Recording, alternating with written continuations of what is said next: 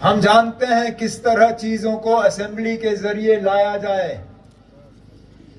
और हम चाहते थे कि असेंबली के जरिए ऐसी आवाज उठे जिसको मरकज भी नजरअंदाज ना कर सके।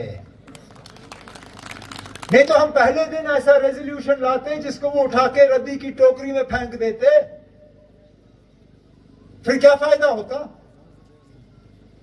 हम चाहते थे असेंबली से ऐसी आवाज आए जो मरकज को कल मजबूर करे हमसे बात करने के लिए, जो कल को मरकज नजरअंदाज ना कर सके। और वो आवाज आपकी कल असेंबली ने बुलंद करके वो रेजोल्यूशन पास करके दुनिया को बताया कि हम क्या चाहते हैं और क्या हासिल करके रहेंगे। इसी तरह 3 दिन पहले जब ऑनरेबल लेफ्टिनेंट गवर्नर साहब ने अपना खुतबा असेंबली के सामने पेश किया, उसमें जो हमने आपके साथ इलेक्शन के जरिए वादे किए थे, चाहे बिजली को लेके, गैस को लेके, राशन को लेके, तालीम को लेके, उन सब चीजों का जिक्र लेफ्टिनेंट गवर्नर साहब ने अपने खुतबे में किया, क्योंकि हम चाहते थे कि आपको पता चले कि ये वादे सिर्फ इलेक्शन के लिए नहीं थे, इंशाल्लाह इनको अमली जामा पहना के आपके सामने लाया जाएगा। हम वो लोग नहीं हैं जो हवा में बात करके भूल जाएं। हमने आपसे वादे किए हैं, उन वादों के बुनियाद पे हमने आपसे 5 साल यहां हुकूमत करने की इजाजत हासिल की है, और इंशाल्लाह आप देखें इन 5 सालों में हम एक भी दिन जाया नहीं करेंगे, आपकी खिदमत और आपके लिए मेहनत करते रहेंगे।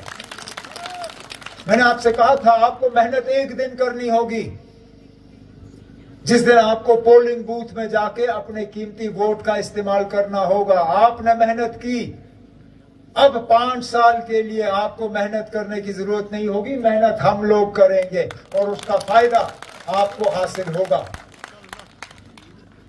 अब रही बात मुझे ढूंढने की या ना ढूंढने की, नासिर ने मेरी तकरीर का आधा हिस्सा तो आपको खुद ही सुना दिया। आपको श्रीनगर मुझे आके ढूंढने की जरूरत नहीं होगी। मैंने पहले तो तय किया था कि मैं यहां नुनर मनीगाम साइड में कोई मकान देख लूंगा, लेकिन मुझे लगा वो आपके लिए ज्यादा दूर पड़ेगा। आपके लिए वहां आना और गुपकार रोड आना एक ही बराबर है। इसलिए फिर तय हुआ कि यहां जो हमने डाक बंगला बनाया हुआ है फतेहपुरा में, मैं उसी को अपना घर और दफ्तर बना के वहां से ही आपको मिलने का काम करूंगा। हफ्ते में कम से कम एक दिन जनाब नासिर साहब वहां पे आएंगे, कम से कम 1-2 दिन मुदस्सिर शामिरी साहब आएंगे, और मेरी भी लगातार कोशिश होगी कि कम से कम हफ्ते में एक बार मैं वहां पे आके आप सबों से मिलूं, ताकि बातचीत का सिलसिला रहे, काम जो है चलते रहे,